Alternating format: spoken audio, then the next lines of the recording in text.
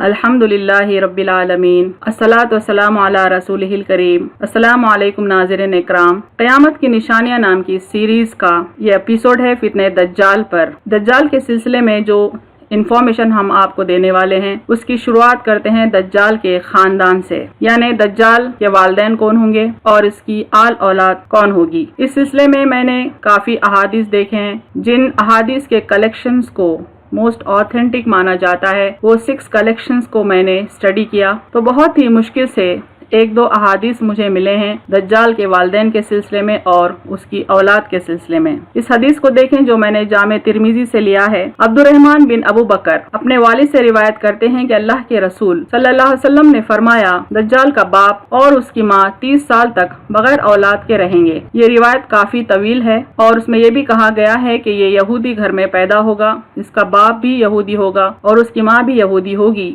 اور 30 سال تک ان کو کوئی اولاد نہیں ہوگی۔ اس کے بعد انہیں ایک لڑکا پیدا ہوگا، یعنی دجال کی بات ہو رہی ہے، جس کی ایک آنکھ میں کچھ خرابی ہوگی جس کے سبب وہ زیادہ کام نہیں آئے گی، یعنی وہ کانا ہوگا۔ اس کی آنکھیں جب سوتی ہوگی تب اس کا دل جاگ رہا ہوگا، یعنی کچھ سپر نیچرل پاورز کے ساتھ وہ جنم لے گا، یعنی اللہ تعالیٰ اس کو پیدائشی طور پر کچھ خاص صلاحیتیں دے گا۔ پھر اللہ کے رسول صلی اللہ علیہ وسلم نے اس کے والدین کا حلیہ ہمیں بتایا۔ اس کا باپ طویل قامت ہوگا، کچھ موٹا سا ہوگا اور اس کی ناک چونچ کے مثل ہوگی، یعنی باپ کے بارے میں یہ بتایا جا رہا ہے کہ وہ ٹال ہوگا اور فیٹ ہوگا اور اس کی ناک چونچ کی مثل ہوگی۔ اس کی ماں بہت موٹی ہوگی اور اس کا سینہ آگے کو نکلا ہوا ہوگا، یعنی بہت زیادہ ہیفٹی ہوگی اس کی مدر۔ یہ گھرانے میں دجال پیدا ہوگا۔ دجال کی اولاد کے سلسلے میں ایک حدیث دیکھتے ہیں۔ یہ حدیث بھی کافی طویل ہے۔ اس میں ایک شخص جن کا نام ابن سعید ہے، اس شخص کے اوپر صحابہ کرام یہ شک کر رہے تھے کہ کہیں یہی خود دجال تو نہیں۔ تب وہ شخص بہت غصے میں آ گیا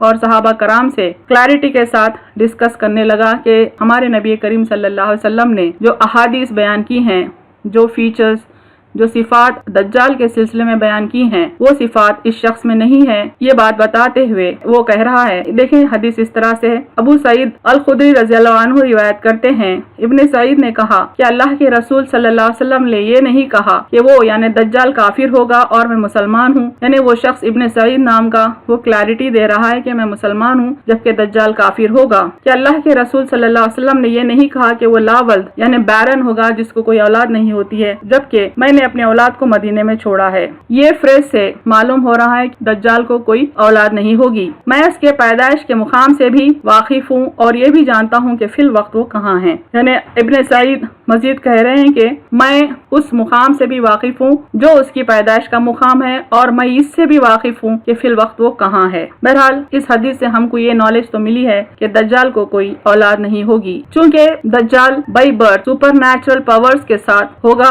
یعنی وہ پیدائشی طور پر بہت زیادہ طاقتوں کا حامل ہوگا، بہت زیادہ صلاحیتیں اس میں ہوں گی اللہ کی دی ہوئی، بلکہ وہ نیگیٹو صلاحیتوں کا حامل ہوگا۔ اس لیے آپ صلی اللہ علیہ وسلم نے فرمایا دجال دنیا کا سب سے بڑا فتنہ ہوگا، یعنی اللہ تعالیٰ اس کو بائی برتھ اتنی زیادہ نیگیٹو صلاحیتیں اور نیگیٹو پاورز دے دیں گے کہ وہ دنیا کا سب سے بڑا فتنہ بن کر ظاہر ہوگا۔ اس حدیث کو دیکھیں، ابو قتادہ رضی اللہ عنہ روایت کرتے ہیں، حشام بن عامر رضی اللہ عنہ نے کہا، میں نے اللہ کے رسول صلی اللہ علیہ وسلم کو کہتے سنا، آدم علیہ السلام سے لے کر قیامت تک کوئی مخلوق دجال سے زیادہ بڑا فتنہ نہیں ہوگی، یعنی اتنے زیادہ نیگیٹو پاورز، نیگیٹیوٹی جتنی دجال میں ہوگی اور وہ جتنا بڑا فتنہ بن کے ظاہر ہوگا، اتنا بڑا فتنہ آدم علیہ السلام سے لے کر قیامت تک کوئی نہیں ہوگا۔ دجال کے فتنے سے پناہ مانگیں۔ اس حدیث کو دیکھیں، حضرت عائشہ رضی اللہ عنہا نے بیان کیا کہ میں نے رسول اللہ صلی اللہ علیہ وسلم سے سنا، آپ اپنی نماز میں دجال کے فتنے سے پناہ مانگتے تھے، کیونکہ اس سے زیادہ بڑا طاقتور فتنہ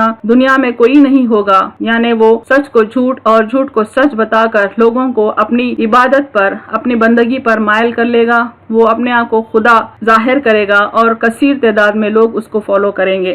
اس لیے ہمارے نبی کریم صلی اللہ علیہ وسلم اس کے فتنے سے پناہ مانگتے تھے، تو ہم تمام کو چاہیے کہ اس کے فتنے سے ہم پناہ مانگیں۔ یاد رکھیں دجال کے معنی ہی سچ کو چھپانے والے کے ہے، وہ سچ کو جھوٹ اور جھوٹ کو سچ اتنی مہارت سے بتائے گا کہ عام بندہ اس سے متاثر ہو جائے گا اور اس کے نقش قدم پر چلنے لگے گا۔ اسی لیے ہم کو چاہیے کہ ہم اس کے فتنے سے پناہ مانگیں۔